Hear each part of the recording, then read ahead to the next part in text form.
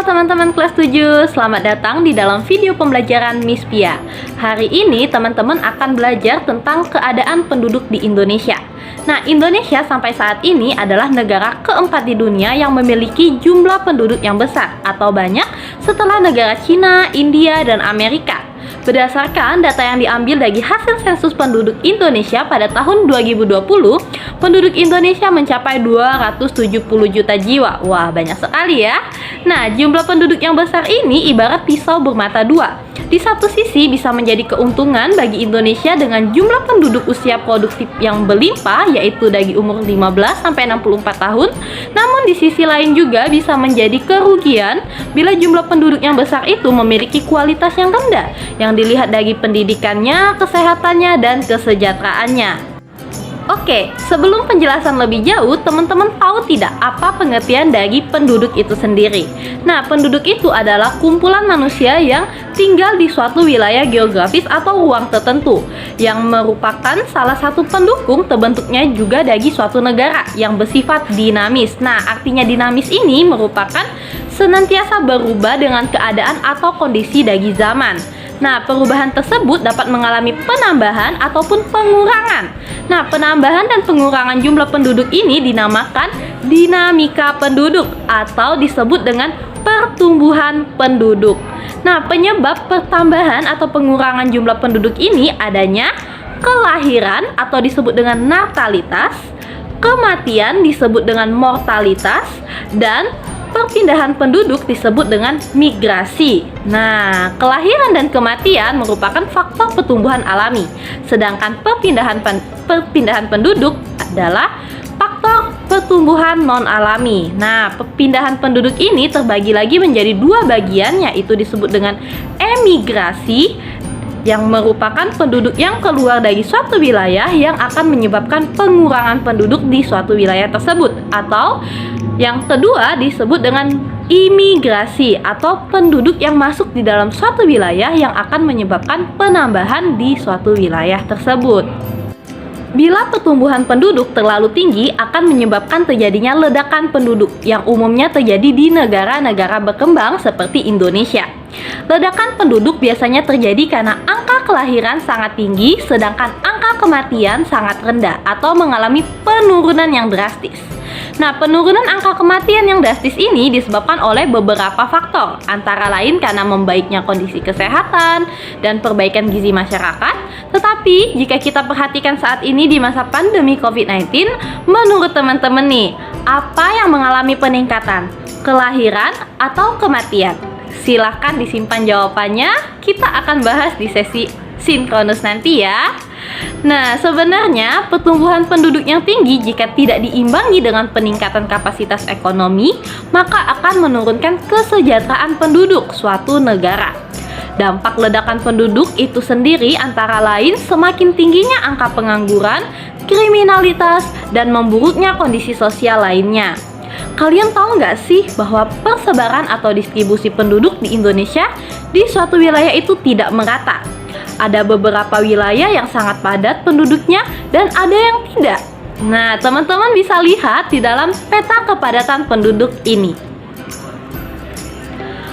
Oke, terlihat ya bahwa di Pulau Jawa merupakan wilayah yang padat penduduknya, sedangkan Papua adalah wilayah yang sangat sedikit penduduknya. Kenapa demikian, Miss? Nah, wilayah yang memiliki sumber daya yang lebih baik, baik itu sumber daya fisik maupun manusianya, akan cenderung dipadati penduduk. Selain itu juga fasilitas pengembangan pusat politik yang dibangun dari masa kerajaan, dan saat ini juga Jakarta yang merupakan berada di Pulau Jawa adalah pusat pemerintah serta memiliki banyaknya kota-kota besar di Pulau Jawa menjadi daya tarik bagi para penduduk untuk bermigrasi ataupun urbanisasi di daerah tersebut. Persebaran penduduk ini dapat dikenali dari kepadatan penduduk. Kepadatan penduduk merupakan indikator adanya perbedaan sumber daya yang dimiliki suatu wilayah. Kepadatan penduduk juga memberikan informasi kepada pemerintah tentang pemerataan pembangunan. Wilayah yang penduduknya jarang menunjukkan pembangunan belum merata ke berbagai wilayah. Nah, untuk menghitung kepadatan penduduk di suatu wilayah, maka teman-teman bisa menggunakan rumus berikut ini, yaitu perbandingan antara jumlah penduduk dengan luas wilayah. Jadi, untuk menghitung ini, teman-teman harus tahu terlebih dahulu jumlah penduduk di suatu daerah atau wilayah tersebut dan luas daerah tersebut. Nah, rumusnya adalah kepadatan penduduk agitmatik sama dengan jumlah penduduk dibagi dengan luas wilayah. Oke, Miss akan bagikan contohnya ya. Nah, teman-teman juga bisa lihat di slide berikut ini. Pada tahun 2010, penduduk Sumatera Barat mencapai 4.566,126 jiwa. Luas Sumatera Barat yaitu 42.224,65 km persegi. Berapakah kepadatan penduduk Sumatera Barat? Nah, teman-teman bisa membuat seperti ini terlebih dahulu. Pertama, teman-teman, supaya bisa lebih mudah untuk lihat angkanya, teman-teman bisa buat diketahui terlebih dahulu penduduk sumbarnya berapa, lalu luas wilayahnya berapa, silakan tulis. Lalu selanjutnya teman-teman buat ditanya berapakah kepadatan penduduk Sumatera Barat.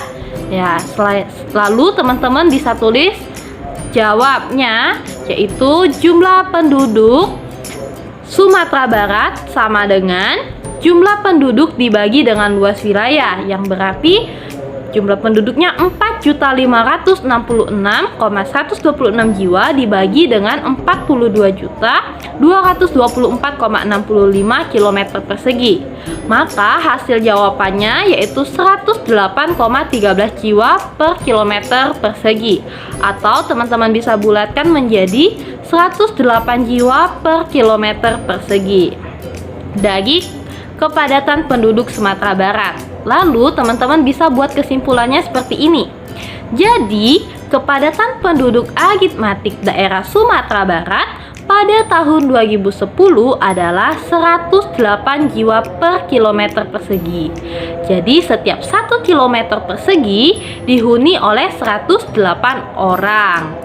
Nah, teman-teman, untuk perhitungan kepadatan penduduk agraris di suatu wilayah, teman-teman juga dapat menggunakan perhitungan ini dengan cara yang sama, hanya saja dengan konteks yaitu perhitungan jumlah penduduk yang petani dibagi dengan luas wilayah pertanian itu sendiri di suatu wilayah tersebut. Oke, jika kita tadi bahas tentang kepadatan dan dinamika penduduk di suatu wilayah yang dipengaruhi oleh natalitas yaitu kelahiran, mortalitas yaitu kematian, dan emigrasi yaitu perpindahan penduduk, maka selanjutnya kita akan bahas tentang komposisi penduduk. Apa sih Miss komposisi penduduk?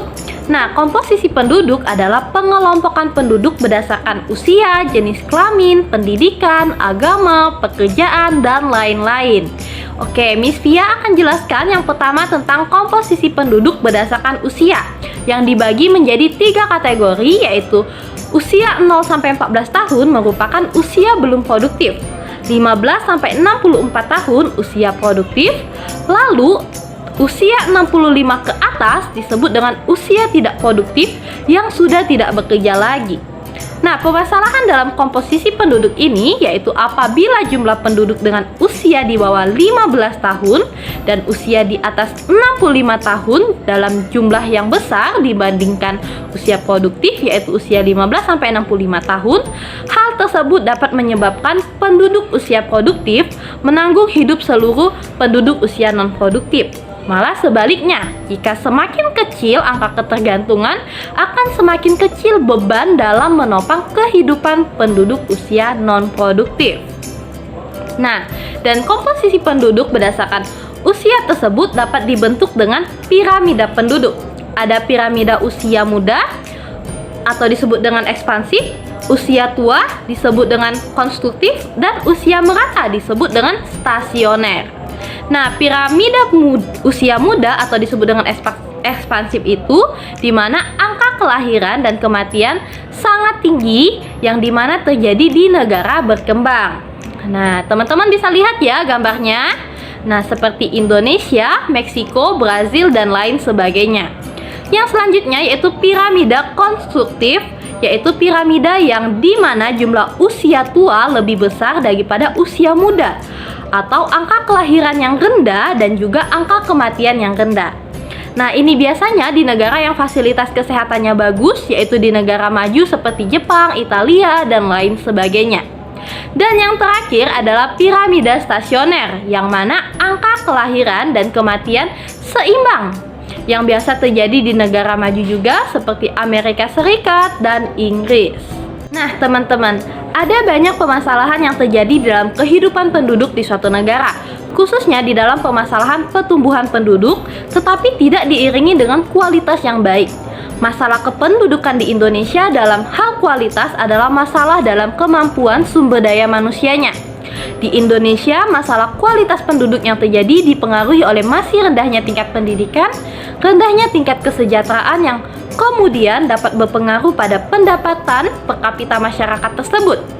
Nah, rendahnya pendapatan per kapita dapat menyebabkan orang tua tidak mampu menyekolahkan anaknya, sehingga banyak anak-anak yang putus sekolah ataupun berhenti sekolah sebelum tamat. Dan ini juga mempengaruhi kesejahteraan hidup bagi suatu penduduk tersebut. Selain itu, tingkat kesehatan juga merupakan salah satu penentu bagi kualitas penduduk. Tingkat kesehatan penduduk merupakan salah satu faktor yang menunjang keberhasilan pembangunan. Tingkat kesehatan suatu negara dapat dilihat dari besarnya angka kematian bayi dan usia harapan hidup penduduknya. Hal ini terlihat dari tingginya angka kematian bayi dan angka harapan hidup yang lebih rendah dibandingkan dengan negara-negara maju.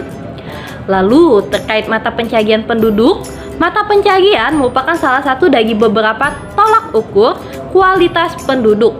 Akibat pertambahan penduduk yang tinggi, maka jumlah angkatan kerja tidak seharusnya terserap dengan baik, sehingga banyak terjadinya pengangguran. Selain itu juga arus urbanisasi yang tinggi, bahkan semakin ketatnya persaingan tenaga kerja, maka angkatan kerja muda yang merupakan tenaga kerja yang kurang produktif pun ikut bersaing. Tenaga kerja yang kurang produktif akan mengalami ketertinggalan dan hal ini menyebabkan meningkatnya pengangguran dan kualitas kesejahteraan penduduknya rendah. Oke, tetapi di dalam permasalahan yang terjadi, pemerintah saat ini juga sudah melakukan penanganan untuk mengatasi permasalahan tersebut. Yang pertama, mengatasi pertumbuhan penduduk yang besar, maka pemerintah telah mengadakan program keluarga berencana atau disebut dengan KB untuk menekan angka kelahiran. Yang kedua, apabila persebaran penduduk tidak merata, telah dilakukannya transmigrasi. Dan yang ketiga, apabila permasalahannya di bidang perekonomian, maka pemerintah juga sudah menambahkan lapangan pekerjaan dan peningkatan kualitas sumber daya manusia yang lebih baik lagi untuk dapat bersaing di dalam dunia kerja. Yang keempat, apabila permasalahannya pendidikan yang masih rendah, maka pemerintah saat ini juga sudah menggunakan program wajib belajar, penggunaan biaya operasional sekolah atau disebut dengan BOS bagi siswa-siswa yang tidak mampu, dan memberikan beasiswa juga kepada siswa-siswa yang berprestasi untuk melanjutkan pendidikannya. Dan yang kelima, yaitu keadaan kualitas kesehatan yang rendah, saat ini juga sedang diupayakan pemerintah dengan meningkatkan kesehatan untuk penduduknya dengan menyediakan posyandu, puskesmas, poskesdes, dan lain sebagainya.